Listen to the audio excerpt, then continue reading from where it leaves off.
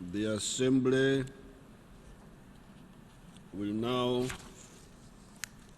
hear a statement by the Prime Minister of the Republic of Iceland.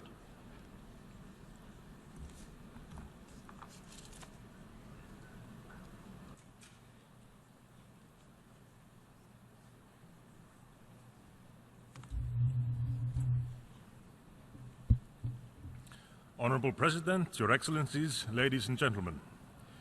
This autumn has already produced a truly impressive harvest.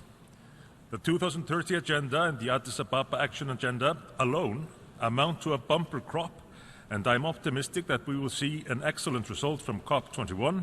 Indeed, Iceland has pledged a 40% reduction of greenhouse gas emissions by 2030. The 2030 Agenda, which we adopted at this summit, is a remarkable achievement. It testifies to the power of the multilateral system. All the goals have equal weight, and success in one area helps us to succeed in others. Ending poverty and hunger are obviously fundamental to human beings being able to fulfill their potential, and improving infrastructure helps to alleviate poverty and hunger, and vice versa. The agenda also correctly identifies the sustainable management of natural resources as key to these aims. In the end, we have only two sources of food, the ocean and the land. We must manage both with great care and responsibility. Utilizing marine resources in a responsible manner based on scientific evidence plays a vital role in ensuring food security and prosperity. We must also seriously address land and soil degradation and aim at least for a land degradation neutral world. Iceland will continue to contribute to the sustainable management of both oceans and land at home and abroad. The lack of access to sustainable and affordable energy is a major contributing factor to poverty. Here, I would like to pay tribute to the Secretary General and his Sustainable Energy for All initiative, which has given important impetus to establishing measurable goals and targets in this area. Iceland is aiming to become a carbon-neutral economy. Already, almost all of our stationary energy comes from renewables. And Iceland will continue to support a number of developing countries in harnessing geothermal energy to improve living standards and our climate at the same time.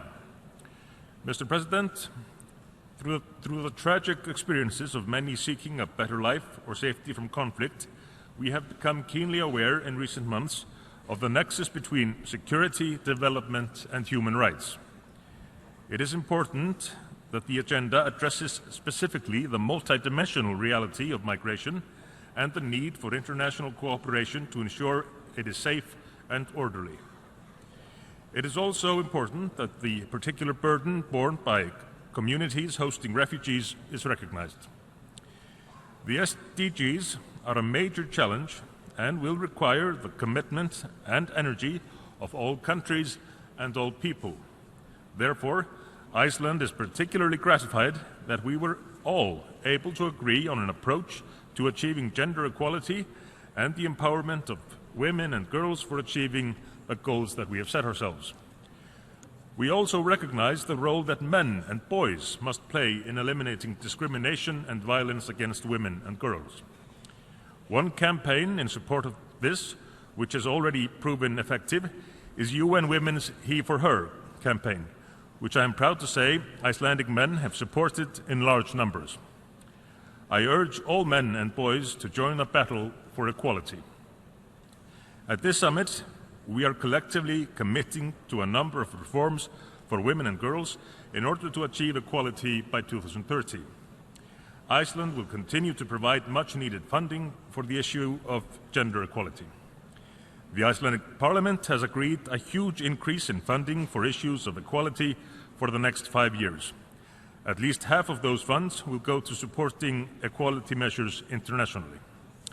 Mr. President, I am also particularly pleased that our agenda includes a reference to the prevention and treatment of neurological disorders. Progress in that field can improve the lives of millions. Today, we mark a major achievement, but we all know the proof of the pudding is in the eating. Effective implementation of the agenda will be challenging. The government of Iceland will join others in tackling these challenges at a national, regional, and global level. Iceland is committed to taking action. Let us make history together.